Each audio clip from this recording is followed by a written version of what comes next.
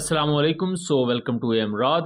दोस्तों, जब ये चैनल मैंने शुरू किया था एम राद, तो इस पर मैंने एक प्लेलिस्ट बनाई थी। उस प्लेलिस्ट का नाम था मिथ्स एंड क्लैरिफिकेशन। इसका मकसद ये था कि जब भी कोई फेक न्यूज होगी या प्रोपेगेंडा से रिलेटेड चीज होगी तो हम उसको डिबंक करेंगे, उसके मुखालफ में जो असल हकायक होंगे वो आप तक पहुंचाएंगे। और उस वक्त मेरे जाती तौर पर जहन में ये ख्याल था कि इतनी ज्यादा फेक न्यूज तो नहीं होंगी, तो इस वजह से शायद ये प्लेलिस्ट बहुत ही ज्यादा वीडियोस पर मुश्तमिल ना हो।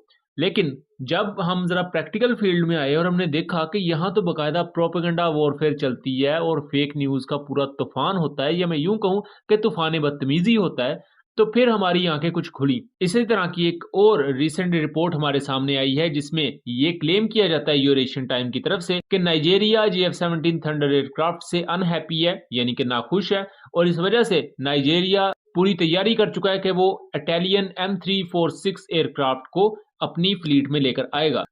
ये वो पूरी रिपोर्ट है जिसके इंट्रोडक्टरी अल्फाज कुछ यूं है, इसका उन्वान कुछ ऐसा है कि हमें ये देखने को मिलता है कि नाइजीरिया के पास जो पाकिस्तानी GF-17 मौजूद है, नाइजीरिया उनसे बिल्कुल भी खुश नहीं है और हमेशा की तरह वही घिसा पिटा राग अलापा जा रहा है कि इसमें ये मसला हो गया और वो मसला हो गया, और इस वजह से इटालियन एयरक्राफ्ट को नाइजीरिया खरीद रहा है। लेकिन इसकी हकीकत क्या है, हम जरा उस पर डिटेल से बात करेंगे, उसके सबूतों के साथ बात करेंगे। तो खबर कुछ यूं है कि नाइजीरिया इटालियन M346 एयरक्राफ्ट अपनी एयरफोर्स में इंडक्ट करने जा रहा है। ऐसे 6 एयरक्राफ्ट पहले बैच की सूरत में 2024 में नाइजीरियन एयरफोर्स में इंडक्ट किए जाएंगे। M346 एयरक्राफ्ट बुनियादी तौर पर एक एडवांस ट्रेनर एयरक्राफ्ट है, जैसा कि साउथ कोरियन K-50 है या जिसे F-50 भी कहा जाता है। उसके अलावा चाइनीज L-15 एयरक्राफ्ट है, तो ये एडवांस ट्रेनर की कैटेगरी में आते हैं। M346 भी इटालियन लियोनार्डो कंपनी का तैयार करदा एक एडवांस ट्रेनर है, जिसके बारे में खुद लियोनार्डो कंपनी ये क्लेम करती है कि ये एडवांस ट्रेनर और उसके साथ साथ लाइट अटैक करने के काबिल है। लियोनार्डो कंपनी कहीं भी ये क्लेम नहीं करती कि ये कोई बाकायदा फाइटर एयरक्राफ्ट है या मल्टी रोल जंगी तैयार है, बल्कि लियोनार्डो कंपनी इसको लाइट अटैक एयरक्राफ्ट के तौर पर डेजिग्नेट करती है। और इसके बारे में यूरेशियन टाइम, जिसमें ज्यादातर आपको जर्नलिस्ट इंडियन देखने को मिलेंगे, वो ये क्लेम करती है कि इस M346 एयरक्राफ्ट के आने की वजह से GF-17 की साख मजरूह होगी और इसको अपनी एयरफोर्स में लाने का बेसिक मकसद ये है क्योंकि नाइजीरियन एयरफोर्स GF-17 से नाखुश है। तो मैं यहाँ वाज़ेह एक चीज बता दूं कि GF-17 एक pure multi role fighter aircraft है, जबकि जो M346 एयरक्राफ्ट है ये एक ट्रेनर एयरक्राफ्ट है। तो एक तरबियती जहाज में और एक जंगी तैयारे में जमीन आसमान का फर्क होता है। दोनों जो रोल अदा करते हैं एक एयरफोर्स में, उनमें ही जमीन आसमान का फर्क होता है। ये बिल्कुल ऐसे है जैसे पाकिस्तान एयरफोर्स के F-16 का मुआवजना पाकिस्तान एयरफोर्स के मुशाक एयरक्राफ्ट या K-8 कराकरम ईगल एयरक्राफ्ट से किया जाए।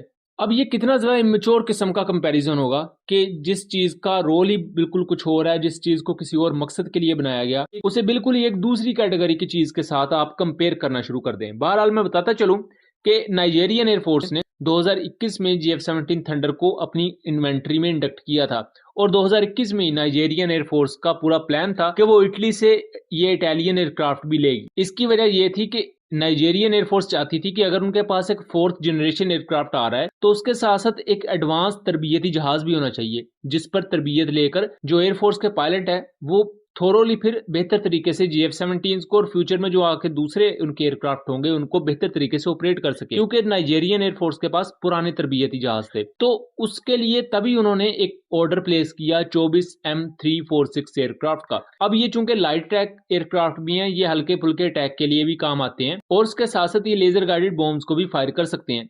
लेकिन ये GF-17 एयरक्राफ्ट की तरह comprehensive long range laser guided bomb या लॉन्ग रेंज स्मार्ट वेपन्स को फायर नहीं करते। इसीलिए नाइजीरियन एयरफोर्स ने पाकिस्तान की गिल्ड से अल-बत्तार बॉम्ब्स को खरीदा ताकि वो long range laser guided bombs को बेहतर तरीके से बोको हराम टेररिस्ट के खिलाफ यूज कर सके। और इस पर उन्होंने बाकायदा वीडियो भी रिलीज की थी जिसमें GF-17 थंडर इन टेरर ऑर्गेनाइजेशन के जो मुख्तलिफ हाइड आउट्स थे उन पर बमबारी कर रहा था।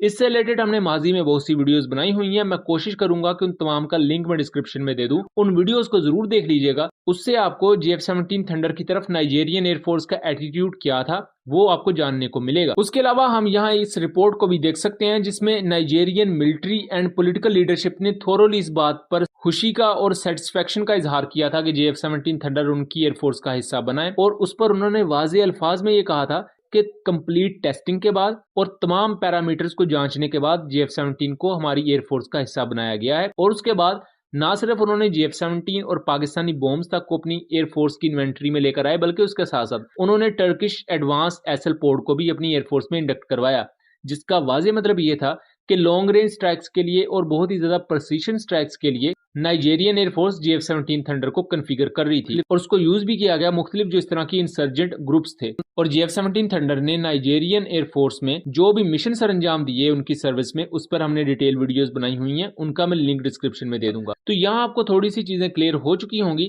कि इटालियन M346 एयरक्राफ्ट को खरीदना JF-17 थंडर के साथ लिंक नहीं है। JF-17 थंडर एक बिल्कुल ही डिफरेंट कैटेगरी के एयरक्राफ्ट है, उसका रोल नाइजेरियन एयरफोर्स में बिल्कुल डिफरेंट है और उसे नाइजेरियन एयरफोर्स उसकी अलग डोमेन में यूज करती है, जबकि M346 एयरक्राफ्ट एक तरबियती जहाज होगा और नाइजेरियन एयरफोर्स का इसे लेने का मकसद ये है कि फ्यूचर में अपने पायलट्स को एक बेहतर जहाज पर तरबियत दी जा सके। उसके साथ साथ चूंकि वो लाइट अटैक करने के काबिल भी होगा तो इंसर्जेंट से लड़ने में भी नाइजेरियन एयरफोर्स को मदद मिलेगी। सो उम्मीद करता हूँ चीजें क्लियर रही होंगी। वीडियो पसंद आई हो तो इसे ज्यादा से ज्यादा शेयर कीजिएगा ताकि इस आगाही को आगे फैलाया जा सके। मिलेंगे अगली वीडियो में, तब तक के लिए अल्लाह हाफिज।